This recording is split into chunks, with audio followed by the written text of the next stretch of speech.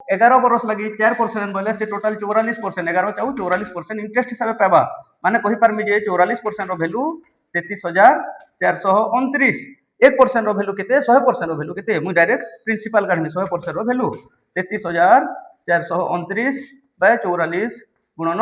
100 एटा हिजबा मोर principal. एटा देखो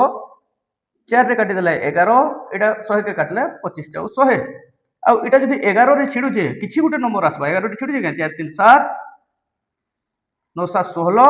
आ एटा 3 2 5 16 - 5 11 माने 11 रे इ नंबरटा छिडु जे नो जहां भी आसला आंसर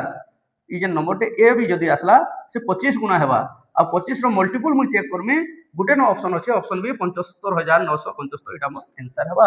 25 रो मल्टीपल केना चेक करा जासी ता लास्ट 2 डिजिट के देखा जासी लास्ट 2 डिजिट नो काना काना थिबा 002550 किंबा 75 इटा थिले जी 25 रे छिडबा तो हिसाब आंसर मोर 75975 हेबा।